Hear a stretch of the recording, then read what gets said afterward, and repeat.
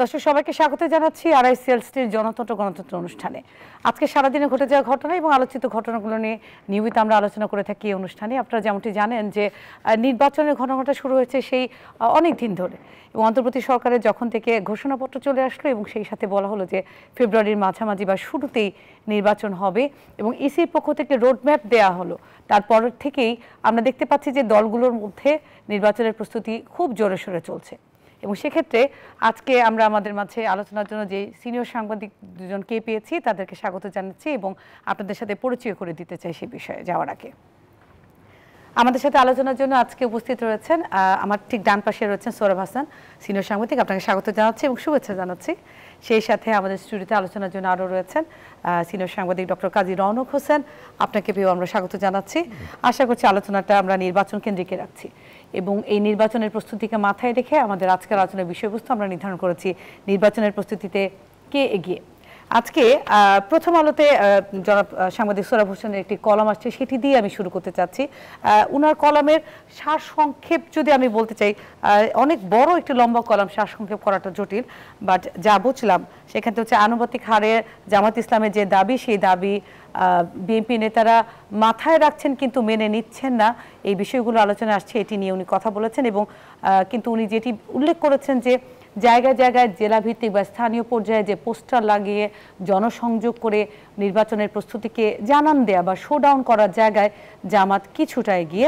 সেক্ষেত্রে বিএনপির প্রস্তুতিও চলছে, কিন্তু জামাতের যে একটি তোড়জোড় দেখতে পাচ্ছি আমরা জনপথে জনসংযোগে, এমনকি দুর্গাপূজার যে ঘটা গেল সেখানেও সোশ্যাল মিডিয়াতেও বিভিন্ন জায়গায় ভাইরাল হয়েছে যে জামাত এখন আগের মতো নেই, তারা ইমেজ বিল্ডিংয়ের জায়গায় কাজ শুরু করে দিয়েছে।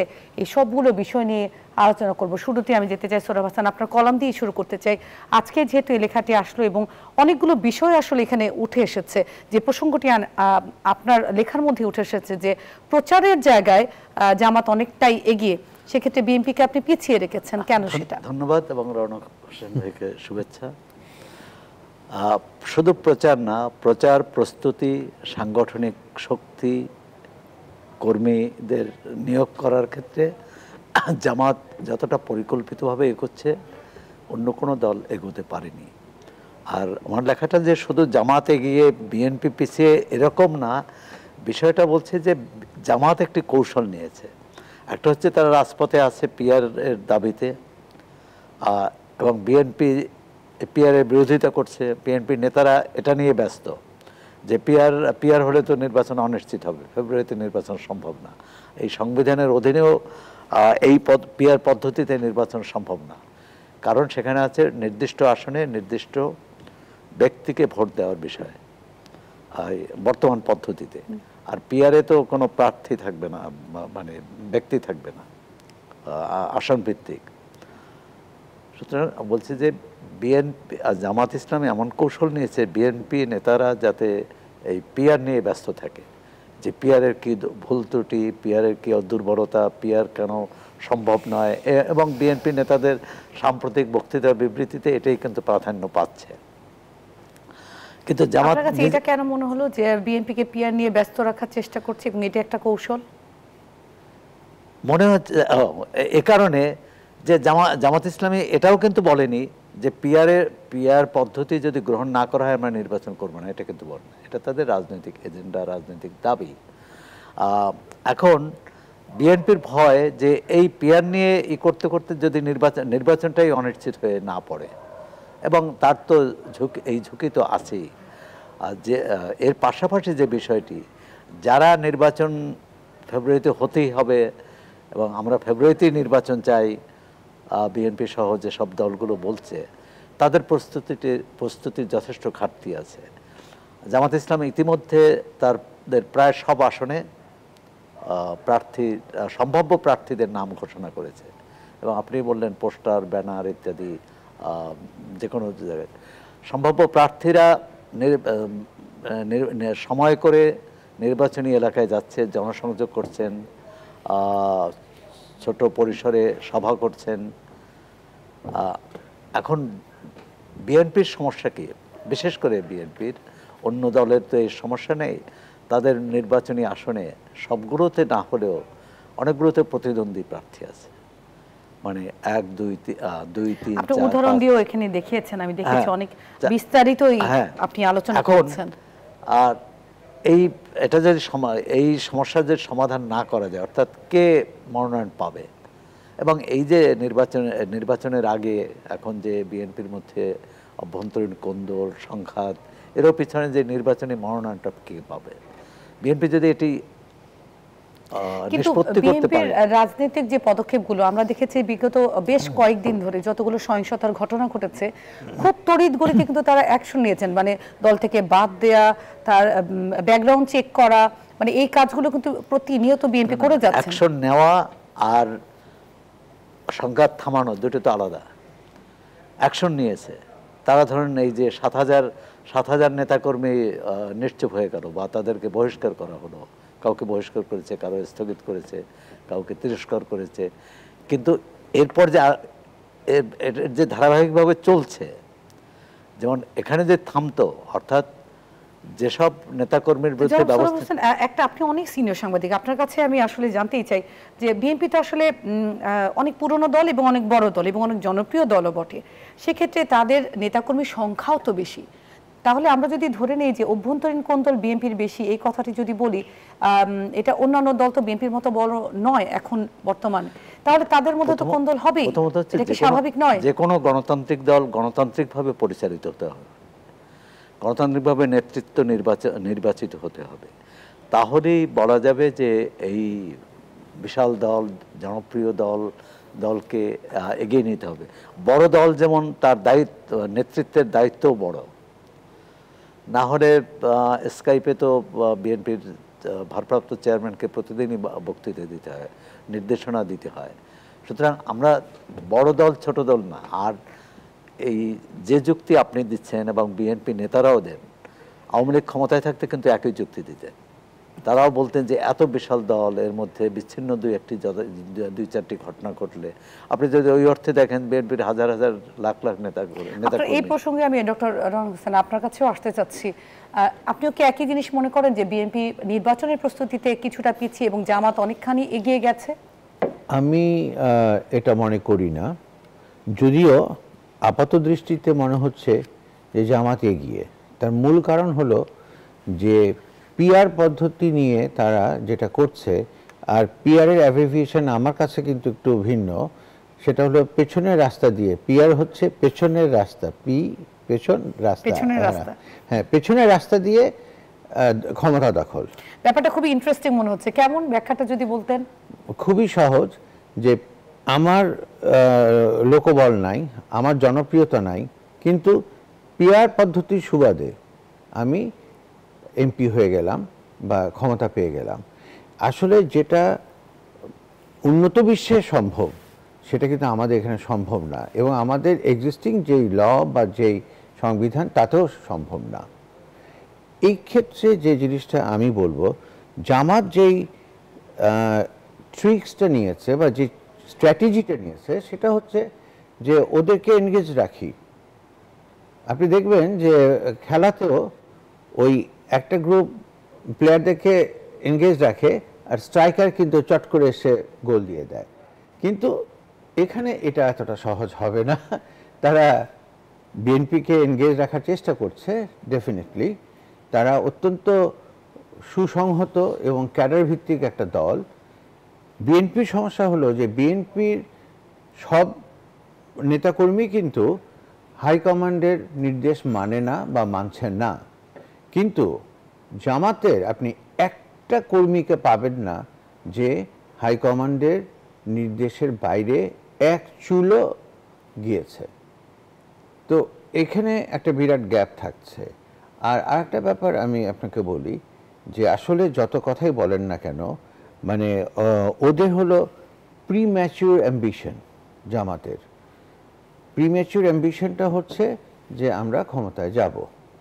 তো এটা তাদেরকে বাস্তবতা বুঝতে হবে। আজকে যদি তারা মনে করে যে এসে সব জায়গায় চলে যাবে, দখল করে ফেলবে এবং এই কি বলে রাষ্ট্র ব্যবস্থা তারা পরিচালনা করবে তাদের মতন করে, সেটা কিন্তু হবে না। এটা সময় লাগবে।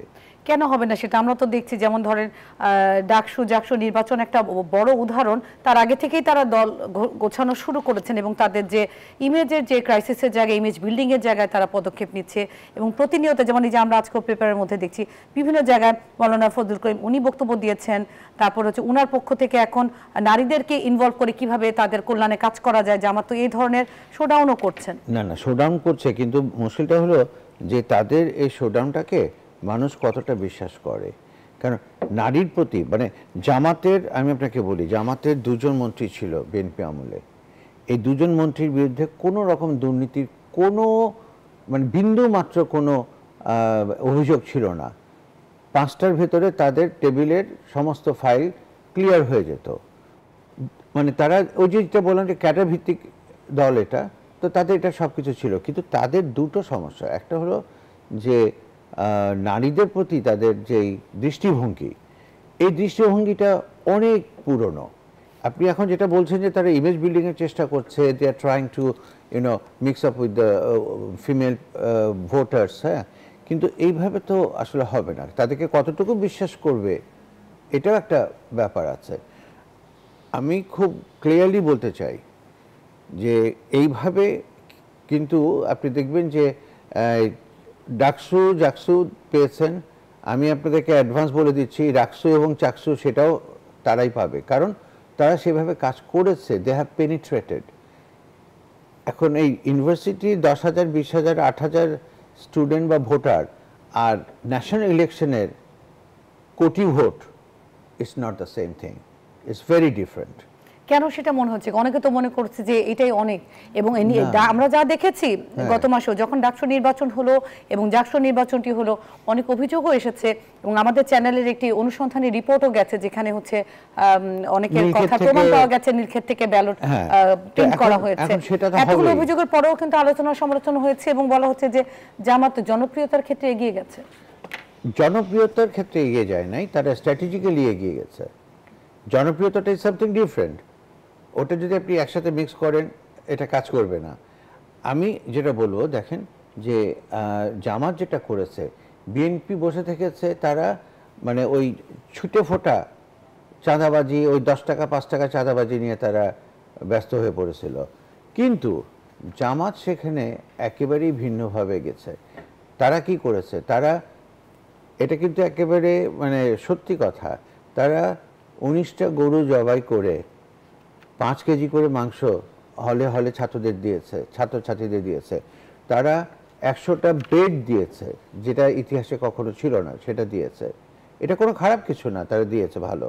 শুধু তাই না, তারা ছাত্রদের গ্রামের বাড়িতে যে তাদের খোঁজ খবর নিয়েছে, তাদের ফ্যামিলি খবর নিয়েছে, তাদেরকে নানানভাবে সাহায্য করেছে। এটা হলো ওই যে বললাম যে 8,000, 10,000, 15,000 স্টুডেন্টের ব্যাপার। কিন্তু যখনই এটা জাতীয় ইলেকশনে আসবে, তখন কিন্তু এটা দেখা যাবে যে তারা খেয়ে হারিয়ে ফেলবে। এই জিনিসটা তখন কার্যকর হবে না। ছোট পরিধিতে, ছোট পরিসরে এটা সম্ভব, কিন্তু লার্জার স্কেলে এটা সম্ভব না। আর বিএনপির যেটা, এটা হবেই, কারণ বিএনপি যে যত লোককে আপনার বহিষ্কার করেছে, তত লোক বহু দলেরই নাই। মানে যাদেরকে বহিষ্কার করেছে এই সংখ্যাটা, এই সংখ্যার দল খুব কম আছে। তাহলে আমরা যে বলি বা আলোচনায় আসে বড় দল, তো আমরা কি বড় দল বলবো না বিএনপিকে? বিএনপিকে তো বড় দল বলবে।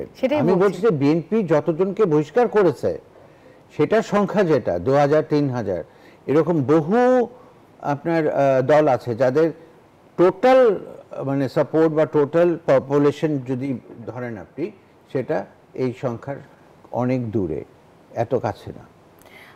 জনাব সৌরভ হোসেন, আপনার কাছে আমি আবার আসতে যাচ্ছি। বিএনপি তাহলে নির্বাচনের প্রস্তুতিতে পিছিয়ে কেন রয়েছে, আপনার কি মনে হয়? প্রথমত হচ্ছে দলের অভ্যন্তরীণ কোন্দল, বিভক্তি বিভিন্ন জায়গায় বিভিন্ন রকম, এবং কেন্দ্রীয় নেতাদেরও এ ধরনের সংবাদ মাধ্যমে এসেছে। কেন্দ্রীয় নেতাদের এক একটি গ্রুপ আছে, পকেট আছে। ধরুন কোনো আসনে নেতা মিস্টার ক, তার অনুসারী আছে, মিস্টার খয়ের অনুসারী আছে, মিস্টার গয়ের অনুসারী আছে। এখন এই তিন পক্ষই মনে করে যে আমার সঙ্গে তো কেন্দ্রীয় নেতা আছে, সুতরাং আমাকে কে ফেলে দেবে। এখন এই ব্যাপারে আসলে আমাদের রাজনৈতিক দলগুলোর গণতান্ত্রিক নেতৃত্ব গণতান্ত্রিকভাবে হয়নি। বিএনপি এতদিন অভিযোগ করেছে যে আওয়ামী লীগের দুঃশাসন নিপীড়নের কারণে তারা সম্মেলন করতে পারেনি। 13 মাস কিন্তু কম নয়। 13 মাসে তারা কতটা সম্মেলন করেছে?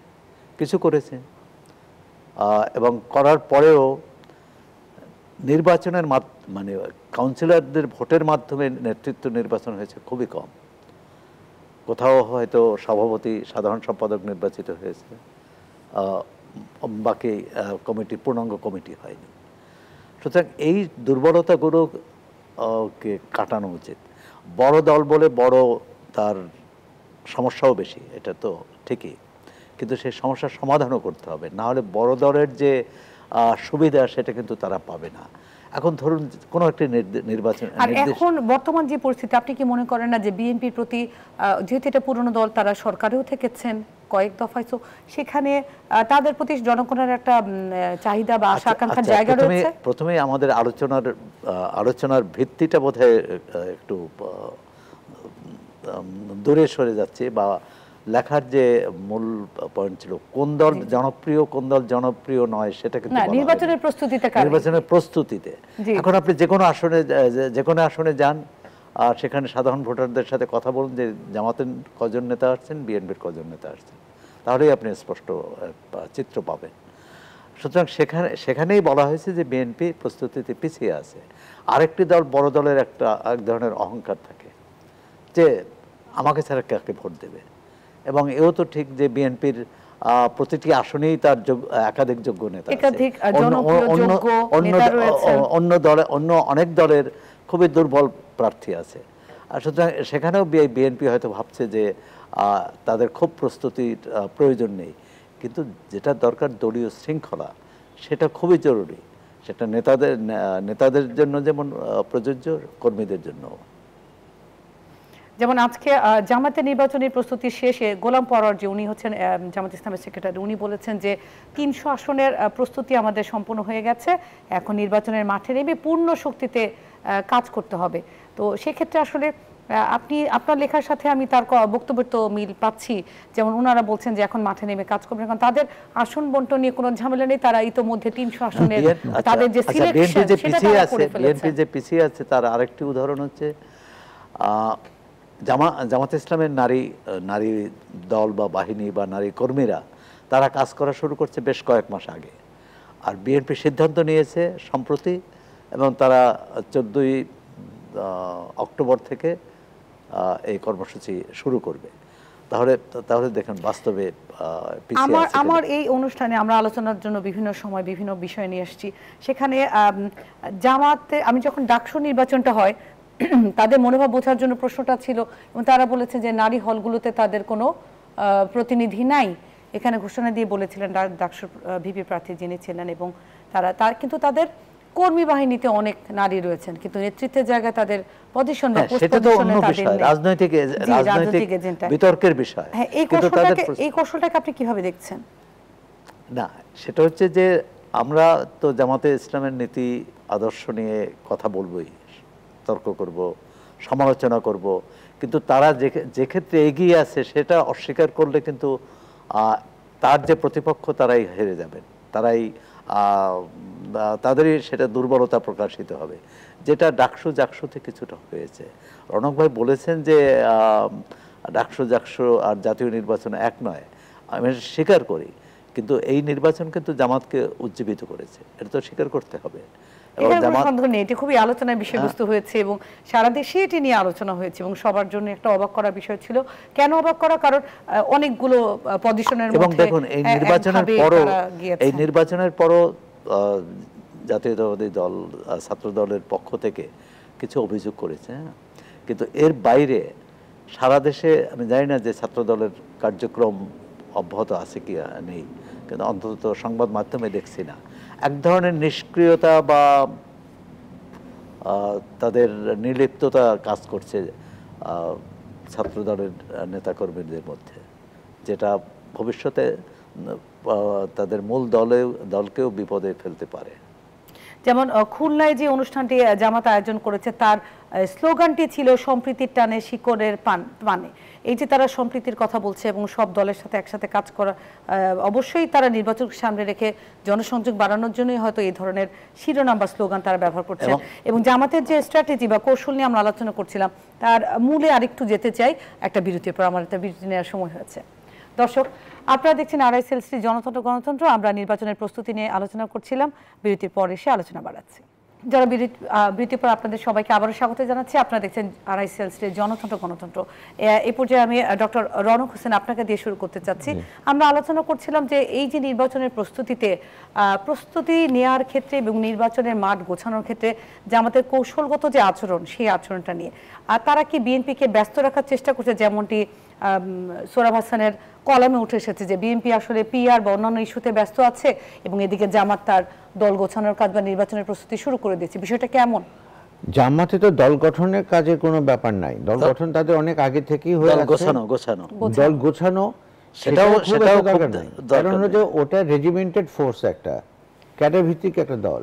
তো এখানে ঠিক দল গোছানোরও ওরকম কোনো ব্যাপার নাই। আর বিএনপির ক্ষেত্রে বিএনপি তো যেটা আপনিও বললেন, সোহরাব ভাইও বললেন যে এটা অনেক বড় একটা দল, অনেক পুরনো একটা দল, ফলে এদের কর্মী যেমন বেশি, নেতাও বেশি এবং এক এক জায়গায় একাধিক নেতাকর্মী আছেন। এবং সেই কারণে যেটা হচ্ছে যে ওই যে নিজেদের ভেতরে একটা রেষারেষি, হিংসা ইত্যাদি চলছে। আর জামাত যেটা করেছে, তারা সুকৌশলে তাদের কাজ এগিয়ে নিয়ে গেছে, কিন্তু বিএনপি এটা বোঝে নাই। তারা অপেক্ষা করছে যে তফসিল ঘোষণা হোক, তারপরে আমরা নামবো। এখন দেখে যে না, তফসিল ঘোষণা কবে হবে জানি না, আমরা 14 তারিখ থেকে নির্বাচনের মাঠে নামবো। এইটা তারা আরও আগে করতে পারতো, কিন্তু সেটা করে নাই। আর জামাত দেখেন যে তারা অলরেডি 300 আসনেই সম্ভাব্য প্রার্থীর নাম ঘোষণা করে দিয়েছে, কিন্তু বিএনপি চাইলে সেটা পারবে না। তাদের এক এক জায়গায় 2 জন 3 জন 4 জন পর্যন্ত ক্যান্ডিডেট আছে এবং কোনো ক্যান্ডিডেটই আরেকজনের চাইতে কম জনপ্রিয় বা শক্তিশালী না। এখানে অনেক টাফ। তবে দিনের শেষে যে কথাটা আমি বলবো, যে দিনের শেষে যেটা দেখা যাবে, জামাত যতই তাদের ইমেজ বিল্ডিং করুক, হ্যাঁ তাদের যেটা ছিল 8% বা 10% যেই সমর্থন ছিল, সেটা হয়তো বা বেড়ে 20 হবে, কিন্তু সেটা বেড়ে কখনোই 50 হবে না, সেটা বেড়ে কখনোই 80 হবে না। অনেকে মনে করছে যে হয়তো বা হবে, তা কিন্তু হবে না। আর এখানে আমাদেরকে এই জিনিসটাও খেয়াল রাখতে হবে, তাদের প্রচারের এখন যেই স্লোগান, সেই স্লোগান এক একবার এক এক রকম। যেমন জামাত পূজা মণ্ডপে যে নেচেছে, এটা আপনি কখনো কল্পনাই করতে পারেন না, এটা জামাতের ক্যারেক্টারিস্টিক্সের সাথে যায় না। কিন্তু তারা পূজা মণ্ডপে যে প্রসাদ খেয়েছে নাকি? প্রসাদ না, নেচেছে। খাওয়া দাওয়া তো করেছে, আমরা তো দাওয়াতে গেলে যেভাবে হয় ওনারা সেটা বলেছেন, সাধুবাদ দিয়েছেন যে সম্প্রীতির বাংলাদেশ, এখন তারা যেতে কোনো সমস্যা নেই, এটা সমস্যা নাই। কিন্তু তারা এটা করেছে। এখন এইভাবে প্রতিটা ক্ষেত্রেই তারা চেষ্টা করবে। কিন্তু ওই যেটা বললাম যে চেষ্টা যতই করুক, আপনাদের একটা জিনিস খেয়াল রাখতে হবে যে জাতীয় ইলেকশন অনেক বড় একটা ব্যাপার। এই 300 আসনের ইলেকশন কিন্তু বিশাল একটা ইনভলভমেন্ট, বিশাল একটা ব্যাপার। সেখানে যে এখানে ধরেন জামাতের কোনো সভা হলে দেখা যায় যে প্রচুর লোক হয়েছে, কিন্তু এই প্রচুর লোকগুলো হলো তাদের ক্যাডার ভিত্তিক দল দেখেই সারা দেশ থেকে আসে ওই সমাবেশে। এসে তারা আজকের সন্ধ্যায় আমি দেখলাম যে বেশ বড়সড় একটা শোডাউন হলো। তো এগুলো চলতেই থাকবে। আর যেহেতু এখন রাজনৈতিকভাবে আওয়ামী লীগের কার্যক্রম নিষিদ্ধ, তো সুতরাং বিএনপি এখন মূল টার্গেট জামাতের। এদিকে আমি আপনার কাছে আবার আসতে চাচ্ছি। আজকে যে বিষয়টি বললাম যে এখানে প্রাক্তন যে ছাত্র শিবিরের যে বৈঠকটি হয়েছে, সেখানে জেনারেল সেক্রেটারি জেনারেল প্রাক্তন প্রধান বক্তা হিসেবে উনি কথা বলেছেন, সেক্রেটারি জেনারেল নুরুল ইসলাম, উনি বলেছেন যে মোটামুটি যদি অনেক অহেতুক কথা হয়েছে, জামাতকে একসময় গালি দেয়া হতো, সেই গালির প্রত্যুত্তর আমরা দিব না, সেই প্রত্যুত্তর জাতীয় নির্বাচনে আমরা বিভিন্ন জায়গায় দায়িত্ব পালন করছি সেখানে দেব। এবং উনি স্পষ্ট করে বলেছেন যে আমরা আগে কখনো দেখিনি এই ধরনের পরিকল্পনা বা এই পরিবর্তনটা, আমাদের বিশ্বাস করতে হবে আমরা অন্তত 160টি আসন পাবো। এবং তারা আসন সংখ্যা হিসাব করা এবং এই যে ব্যাপারগুলো, আমার কনফ্লিক্টের জায়গাটা বোঝার চেষ্টা করছি। এবং বিএনপির আসলে করণীয় কি, কারণ তাদের প্রচারের জায়গায় প্রতিদিনই আমরা কোনো না কোনো জায়গায় আসন ভিত্তিক বা নির্বাচনের প্রস্তুতির একটি ছায়া কিন্তু দেখতে পাচ্ছি। সেক্ষেত্রে বিএনপির আসলে করণীয় কি? ধন্যবাদ আপনাকে। বিএনপির করণীয় বিষয়ে যাওয়ার আগে এই যে জামাতের একজন নেতা বলেছেন যে তারা অন্তত 160টি আসন পাবেন।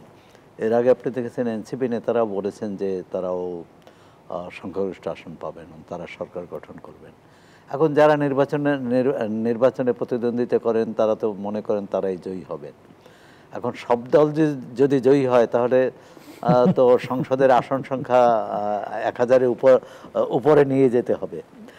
জয়ী হওয়া না হওয়ার সিদ্ধান্ত নেবে জনগণ। এখন ভোটাররা যাতে নির্বিঘ্নে নির্ভয়ে শান্তিপূর্ণ পরিবেশে ভোট দিতে পারে এবং ভোট দেওয়ার আগে, ভোট দেওয়ার সময় এবং ভোট দেওয়ার পরে তাদের কোনো রকম হয়রানির শিকার না হতে হয়, এই নিশ্চয়তা দেওয়ার দায়িত্ব সরকারের তথা আইনশৃঙ্খলা রক্ষাকারী বাহিনী, প্রশাসনের ইত্যাদি। এখন পরের প্রশ্নের কি ছিল যে বিএনপির করণীয়। এই যে আপনি যেটা বলছিলেন একটু আগে আলোচনা করছিলাম যে প্রথম লাইনে যে বিএনপিকে ব্যস্ত রাখার যে বিষয়টি, এটাকে কিভাবে দেখছেন এবং কেন লিখলেন এটা, যে তারা পিআর নিয়ে ব্যস্ত আছে এবং বিএনপি কি দল বোঝাচ্ছে না? তার কিছু উত্তর তো রৌনক ভাইও দিয়েছেন। ব্যস্ত রাখা হচ্ছে একটা রাজনৈতিক ইস্যু সামনে থাকলে মানুষের, জনগণের মধ্যে বিভ্রান্তি হয় যে তাহলে ভোটটা কী হবে। পিআর পদ্ধতি তো এই সংবিধানের অধীনে নির্বাচন সম্ভব না। ফেব্রুয়ারিতে নির্বাচন তারিখ ঘোষণা করা হয়েছে।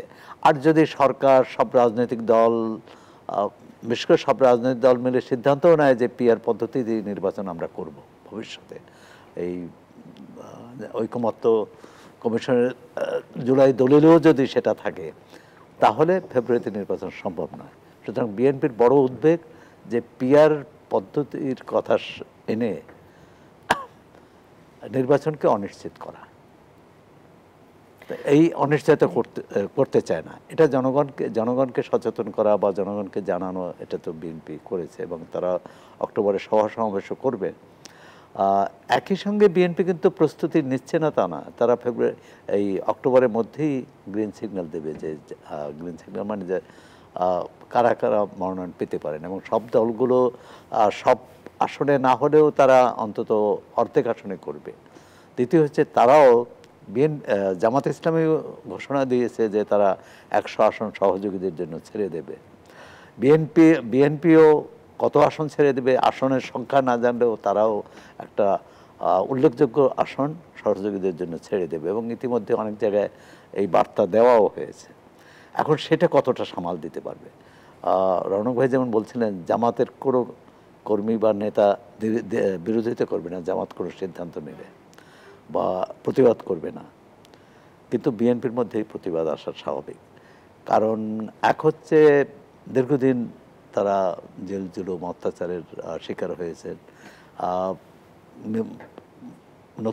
নতুন বিএনপির যে নতুন নেতৃত্ব তারা নির্বাচনে প্রতিদ্বন্দ্বিতা করতে পারেনি, সুতরাং তাদের তো একটা আকাঙ্ক্ষা থাকে। আরেকটি বিষয় হচ্ছে যে এবার তো বলা হচ্ছে যে তরুণ প্রার্থী বেশি এবং তরুণ অনেকেই হয়তো নতুন যোগ দিতে পারে। আচ্ছা, জামাত আরও যেসব কৌশল নিয়েছে, আজকেই জামাত শফিকুর রহমানের একটা বক্তৃতা শুনছিলাম টেলিভিশনে, তিনি বলছেন ধর্মের ভিত্তিতে বিভাজন তারা চান না।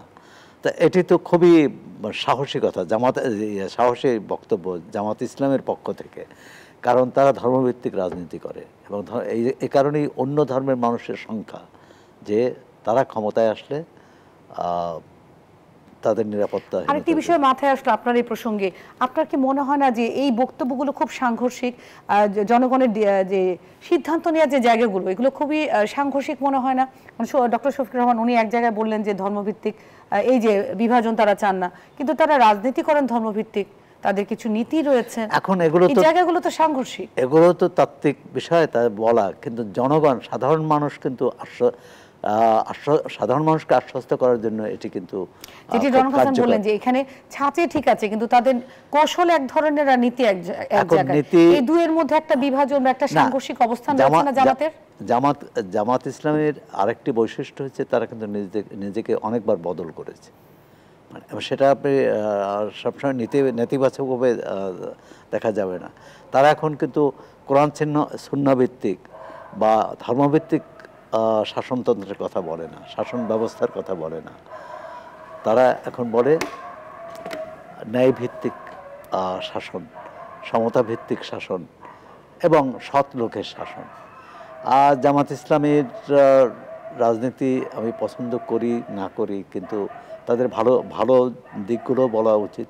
আবার তাদের যে অতীত কর্মকাণ্ড সেটাও ভুলে যাওয়ার কথা না। ৭১-এ তারা কি করেছে, তখনও তো তারা তার আগে ৭০-এর নির্বাচনে তারা অংশ নিয়েছে এবং কিন্তু এটি নিয়েও তো অনেক জায়গায় শুধুমাত্র টকশোর কথা বলছি না, বিভিন্ন সভা সমাবেশও তাদের এই তর্কের উদ্বেগ হয়েছে এবং তারা এই ব্যাপারটা, অনেকে বলছেন যে এই ব্যাপারটা তারা এখনো পরিষ্কার করছে না এবং এক্ষেত্রে খুব জনপ্রিয় অনেক কিছু সোশ্যাল মিডিয়াতে অনেক কিছু ভাইরাল হয়েছে যে তারা এই ব্যাপারটাকে এড়িয়ে যান। না না, রাজনীতিতে তর্ক থাকবে, হ্যাঁ, ৭১-এর দায় এখনো তারা স্বীকার করে না, এটা তো জামাতের, তারা এড়িয়ে যান এই প্রসঙ্গটি যখনই আসে, এটা ব্যাপারে সুস্পষ্ট বক্তব্য দেন। কেউ কেউ মৃদু কণ্ঠে দেওয়ার চেষ্টা করেন, কিন্তু সুস্পষ্ট ভাবে বা জোরালো ভাবে বলেন না।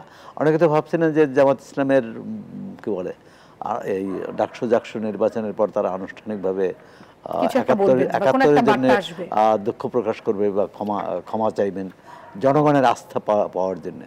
এখন হয়তো ভাবছে যে সেটা না হলেই ৭১ এখন বিষয় না, কিন্তু বাংলাদেশের জনগণের মধ্যে, বাংলাদেশের মানুষের কাছে ৭১ কিন্তু অনেক বড়। আমাদের আরেকটা আলোচনার বিষয় হচ্ছে বিএনপি নির্বাচনী প্রস্তুতি, যেটি নিয়ে আমরা অবশ্যই কথা বলবো একটা বিরতির পরে এসে। দর্শক, আপনারা দেখছেন আরআইসিএলসির গণতন্ত্র, বিরতির পরে এসে আমরা আলোচনা যাব। দর্শক, বিরতির পরে আপনাদেরকে আবারও স্বাগত জানাচ্ছি। আপনারা দেখছেন আরআইসিএলসির গণতন্ত্র। আমরা সরাসরি আলোচনায় যাচ্ছি। সাংবাদিক সৌরভ হোসেন, আপনার কাছে আমি এই পর্যায়ে আসতে চাচ্ছি। আমরা আলোচনা করছিলাম যে তরুণ প্রার্থীদের যে নমিনেশনের মধ্যে এগিয়ে রাখা বা নির্বাচনের জায়গায়, সেক্ষেত্রে বিএনপিও কিন্তু তরুণদেরকে অনেকখানি হয়তো গুরুত্ব দিবে এবং তারেক রহমান কিন্তু বিভিন্ন অনুষ্ঠানে এবং তরুণদের দিক নির্দেশনা দিয়ে বা দলীয় যারা নেতাকর্মী রয়েছেন তাদেরকে এই ধরনের বার্তা দিয়েছেন। আমরা অনেকগুলো জায়গায়, যেমন ব্রাহ্মণবাড়িয়া আসন বিন্যাসে যখন দেখেছি যে জামাতের অনেক নেতা বা শীর্ষস্থানীয় কিছু জনপ্রিয় লোক যারা আওয়ামী লীগ গভর্নমেন্ট বা বিগত ফ্যাসিস্ট যে গভর্নমেন্ট, তার সময় অনেক জনপ্রিয়, তাদেরকে জামাত নিয়েছেন এবং তাদেরকে এখন ফ্রন্টে আনার চেষ্টা করছেন নির্বাচনের জায়গায়। উদাহরণ হিসেবে যদি বলি যে ব্রাহ্মণবাড়িয়া ৪ বা কস বা আখাউড়া আসনে এক্ষেত্রে একসাথে তারা ৫ জনকে সিরিয়ালে রেখেছেন, যেটা হচ্ছে সাবেক সংসদ আইনমন্ত্রী আনিসুল হকের আসন ছিল। সেখানে বিএনপির মনোনীত কিন্তু ৪ জন প্রার্থী তৈরি রয়েছেন। সেক্ষেত্রে জামাত কিন্তু খুব শক্তভাবে সেখানে নিয়ে আসলেন হচ্ছে শিশির মণি, যে উনি আছেন। তাছাড়াও হচ্ছে তাদের দলের মূল জায়গার যে নেতৃত্ব পর্যায়ে ৫ জন, তাদেরকে তারা আগে থেকে বিবেচনা করে রেখেছেন। এই যে দ্বন্দ্বের জায়গাগুলো, আমি শুধু একটা উদাহরণ দিলাম, এরকম আরো অনেকগুলো উদাহরণ আছে। ভোটের প্রস্তুতি নিয়ে যেহেতু আমরা আলোচনা করেছি, এই ব্যাপারগুলোতে বিএনপির কার্যবিধি সম্পর্কে আমরা এখনো নিশ্চিত নই, কারণ মনোনয়নের তালিকাগুলো আসলে নিশ্চিত হওয়া যায়নি বা বিএনপি এখনো ঘোষণা দেননি। এই জায়গাগুলোতে আসলে কি করণ? না, যতটা সংবাদ মাধ্যমে দেখেছি, বিএনপি স্থানীয় বা ৩০০ আসনেই এক ধরনের জরিপ করেছে যে কার কোথায় কি অবস্থান, জনপ্রিয়তা। কারণ সম্ভাব্য বা যোগ্য প্রার্থী তো বিএনপিতে তুলনামূলক বেশি অন্য দলের চেয়ে। সেটা কিভাবে তারা সমন্বয় করবে। আরেকটা বিষয় হচ্ছে সহযোগীদের সাথে কিভাবে সামঞ্জস্য আনবে, মানে তাদেরকে কিভাবে ছাড় দেবে। এখন ধরুন কোনো একটি নির্দিষ্ট আসনে তার সহযোগী দলের একজন খুবই গুরুত্বপূর্ণ নেতা যে তাকে দিতে হয়, আবার তার এই দলেরই বিএনপিরই হয়তো আরেক বেশ বরিষ্ঠ নেতা বা দীর্ঘ পোড় খাওয়া নেতা আছেন, তাকেও দিতে হয়। এই বিষয়গুলো সমন্বয় করার এবং এটা যত দ্রুত করবে তত দলের শৃঙ্খলাটা ফিরিয়ে আনা সহজ হবে। আর শেষ মুহূর্তে করলে তখন যেমন আমরা অনেক দলেই দেখি, এবং এবারে নির্বাচনে কী হয়ে যায় না অতীতে, যে শেষ মুহূর্তেও প্রত্যাহার করানো যায় না, তখন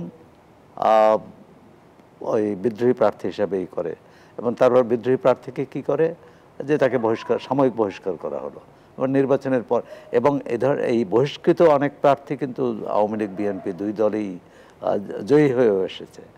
এখন এর মধ্যে যেটা বললাম যে নেতৃত্ব কিভাবে বাছাই করবে, বাছাই করা উচিত তো তৃণমূল থেকে, নিচ থেকে। সেটা আমাদের এখানে কম ক্ষেত্রেই হয়, উপর থেকে সিদ্ধান্ত দেওয়া হয় যে কে সভাপতি হবে, কে সাধারণ সম্পাদক হবে, কে মনোনয়ন পাবে। এখন যেমন ঢাকা এটা কত নিউ মার্কেট এলাকা 12, আর ঢাকা 12-তে, হ্যাঁ, বিএনপির সম্ভাব্য 2-3 জন প্রার্থী আছেন এবং তারা কাজও করছেন মানে গণসংযোগ করছেন। তারা নিজেকে প্রার্থী হিসেবে প্রস্তুতি নিচ্ছেন। শুভেচ্ছার জায়গা গণপ্রচার, আর হচ্ছে তারা যদি আগেই নমিনেশন নির্ধারণ বা একটা তালিকার মধ্যে নিশ্চয়তা পেয়ে যায়, সেক্ষেত্রে কি প্রচারের সময় বেশি হয় না? না, প্রচারের সময় বেশি হয়। দলের নেতা সাধারণ কর্মীদের মধ্যে, ভোটারদের, দলের কর্মী এবং সাধারণ ভোটারদের মধ্যে বিভ্রান্তি কম হয়। এখন তো বিএনপির যে সম্ভাব্য যারা বিএনপির মনোনয়ন প্রত্যাশী একাধিক নেতা ভোটারদের কাছে যাচ্ছেন এবং বলছেন যে দল যাকে বাছাই করে। সুতরাং এই কাজটি যত দ্রুত করতে পারে বিএনপি, সেটি বিএনপির জন্য ভালো এবং দলের জন্যও ভালো। জি, জনাব রওনক হোসেন, আপনার কাছে আসতে চাচ্ছি একই প্রশ্নে আপনার মন্তব্য আমি শুনতে চাচ্ছি যে বিএনপির যে প্রস্তুতির জায়গায় রয়েছে এবং ভোটের রাজনীতি, অবশ্যই সংসদীয় নির্বাচনের ক্ষেত্রে বিএনপির এই জায়গাগুলোতে আসলে কি বিবেচনা করা উচিত, বা জনগণ আসলে কি চাচ্ছে, কি মনে হচ্ছে? জনগণ তো চাচ্ছে একটা ভালো ভোট এবং সেখানে তাদের নির্বাচিত প্রতিনিধি আসবে সরকারে, সেটা চাচ্ছে। আর বিএনপির যেটা প্রয়োজন সেটা হলো যে অতি দ্রুত তাদের নমিনেশন, জামাতের মতন তাদের নমিনেশনগুলোকে ক্লিয়ার করে ফেলা। কারণ এখন যতক্ষণ পর্যন্ত সে ঢাকা 10 অথবা ব্রাহ্মণবাড়িয়া 6 এই নমিনেশনগুলো কনফার্ম না হচ্ছে, সবাই কাজ করে যাচ্ছে। এখন তো ন্যাচারালি সবাইকে নমিনেশন দেওয়া সম্ভব না, একজনকে দেওয়া হবে। তখনই যেটা সমস্যা হয় যে যাকে দেওয়া হলো আর যারা পেল না নমিনেশন, তাদের ভিতরে একটা দ্বন্দ্ব সৃষ্টি হবে। কিন্তু যদি দ্রুত করে ফেলা, যেমন আমি আপনাকে বলি যে ব্রাহ্মণবাড়িয়া 6-তে ওখানে কাজী আনোয়ার ছিলেন, অনেক পপুলার মানে নেতা। এখন তার ছেলে কাজী তাপস ওখানে আছে। আবার ওই ব্রাহ্মণবাড়িয়া 6-তেই ছাত্র দলের জয়েন্ট সেক্রেটারি ছিল হল কমিটির সাইদুল, সেও কিন্তু কাজ করে যাচ্ছে। মোটামুটি এখানে এই দুজনই মেইন। এখন আপনার এই যে দুজন কাজ করে যাচ্ছে, পাশাপাশি কাজ করে যাচ্ছে, কালকে যখন বলা হবে যে না এক্স তোমাকে দেওয়া গেল না, ওয়াই তোমাকে দিলাম, তখন এক্স কি করবে? সে তো অলরেডি বেশ খরচপাতিও করেছে, মনে মনে একটা আশাও আছে যে আমি এত দিন ধরে এত কিছু করছি দলের জন্য। তো এইটা যত দ্রুত নমিনেশনগুলো ফাইনাল হবে, তালিকাটা যদি নির্ধারণ করা যায়, তাহলে এটা বিএনপির জন্য, বিএনপির ভবিষ্যতের জন্য উপকারী হবে। এখানে বড় দলে অনেক বেশি থাকবে, কিছু করার নাই আপনার, কিন্তু ওইটা মাথায় রাখতে হবে যে যত দেরি হবে, যেমন আমাদের এই বর্তমান অন্তর্বর্তীকালীন সরকার, তারা যদি 6 মাসের ভিতরে ইলেকশনটা দিত তাহলে দেশের পরিস্থিতি আরও অনেক ভালো থাকতো। কিন্তু তারা যত দেরি করেছে তার রেজাল্টও তারা পেয়েছে এবং আমার মনে হয় যে তাদের যথেষ্ট হয়েছে। আমি আসলে আমাদের হাতে খুব কম সময় রয়েছে, তো আরেকটি বিষয় না আনলেই নয়, যেহেতু আমরা ভোট এবং নির্বাচন নিয়ে কথা বলছি। এখানে পত্রিকাতে রিপোর্টে যেটা এসেছে যে দণ্ডিতদের সন্তানরাও হচ্ছে বিভিন্ন জায়গায় প্রার্থী হচ্ছে, যেমন আন্তর্জাতিক অপরাধ ট্রাইব্যুনালের মামলায় ফাঁসিতে দণ্ডিত নেতাদের সন্তানদের মধ্যে এবার প্রার্থী রয়েছে, যেমন সাবেক আমির মতিউর রহমান নিজামীর ছেলে নাজিবুর রহমান মঈন পাবনা 1, দিলার হোসেন সাইদি ছোট ছেলে মাসুদ সাইদি পিরোজপুর 1, বড় ছেলে শামীম সাইদি পিরোজপুর 2, এবং মীর কাসেম আলী ছেলে আইনজীবী মীর আহমদ বিন আরমান ঢাকা ১৪ আসনের প্রার্থী হবেন। ইতিমধ্যে তারা নির্বাচনী এলাকায় তাদের যে কার্যক্রম সেটি প্রচারণা বা চলে যায়। এটি একটা উদাহরণ দিয়েছি, এর মধ্যে আরো অনেকগুলো আছে, অনেকগুলো নাম রয়েছে। পিতার অপরাধের জন্য তো পুত্র তো শাস্তি পেতে পারেন না, করতে পারেন। এখন জনগণ দেখবেন যে কোন প্রার্থী বা কোন মনোনয়ন প্রত্যাশী ভালো কাজ করেন, তাদের রেকর্ড কি। এখন নির্বাচনের আগে তো সবাই ভোটারদের কাছে যান, কিন্তু 6 মাস আগে গেছেন কিনা, 1 বছর আগে গিয়েছেন কিনা, এবং তারা তাদের খোঁজখবর নিয়েছেন কিনা এটা দেখতে চাইবে। আমি মনে করি না যে যারা যুদ্ধাপরাধের দায়ে দণ্ডপ্রাপ্ত তাদের সন্তানরা নির্বাচন করতে পারবে না বা তাদের স্বজনরা। আরেকটি কথা বলছিলেন, সেটা নির্বাচন করতে পারবে না সেই প্রসঙ্গটি বলি না আমি, আমার যে সুনির্দিষ্ট প্রশ্নটি ছিল যে প্রার্থী তালিকায় এই নামগুলো আমরা দেখি, তো এই যে নীতিগত জায়গায়, যেটি বিরতির আগে আমরা আলোচনা করেছিলাম যে জামাতের কিছু মন্তব্য খুব সাংঘর্ষিক মনে হয়, এই জায়গাগুলোতে জনগণ আসলে কোনটাকে নেবে, নীতিটাকে নেবে, তাদের ব্যাকগ্রাউন্ড নেবে, নতুন যে তাদের পরিবর্তনগুলো সেটাকে নেবে, কিভাবে নেওয়া যায়? সবগুলোই বিবেচনা করবে, সবগুলোই বিবেচনা করবে। তবে সবার আগে কিন্তু প্রার্থীর যোগ্যতা, প্রার্থীর ভাবমূর্তি, পরিচ্ছন্ন দৃষ্টিভঙ্গি। আর যে প্রশ্নটি আসছে সেটা অমীমাংসিতই থেকে গেল, সেটা হচ্ছে তরুণ ভোটার, তরুণ প্রার্থী কোন দল বেশি দেবে। জামাতও চিন্তা করছে তরুণদের কথা, বিএনপিও চিন্তা করছে। এখন তরুণ জামাতের ক্ষেত্রে কোনো সমস্যা হবে না, এক হচ্ছে তাদের দল খুবই শৃঙ্খলাপূর্ণ, আর দ্বিতীয় হচ্ছে যে সেখানে নির্দিষ্ট আসনে খুব বেশি প্রার্থীর প্রতিদ্বন্দ্বিতা হবে না। কিন্তু বিএনপির জন্য এটা সমস্যা হলো, বিএনপিতে প্রবীণ নেতা আছেন অনেক বেশি। হ্যাঁ, এখন এই প্রবীণ আপনাকে ধন্যবাদ জানাচ্ছি এবং ডক্টর কাজী রওনক হোসেন আপনাকে ধন্যবাদ জানাচ্ছি। আমরা এই পর্যায়ে শেষ করছি, নিশ্চয়ই পরবর্তীতে অন্য কোনো বিষয়ে অবশ্যই আলোচনা চালাবো। দর্শক, এই ছিল আমাদের আজকের আলোচনায় বিষয়ে নির্বাচনের প্রস্তুতি নিয়ে। আমরা চাই যে যোগ্য প্রার্থীরা এগিয়ে যাক এবং খুব সুসংগঠিত এবং সুষ্ঠুভাবে জাতীয় নির্বাচন অনুষ্ঠিত হোক। নিশ্চয়ই পরবর্তীতে আপনাদের সাথে আবারও দেখা হচ্ছে। আপনারা ছিলেন RICLST জনতন্ত্র গণতন্ত্র। ধন্যবাদ সবাইকে।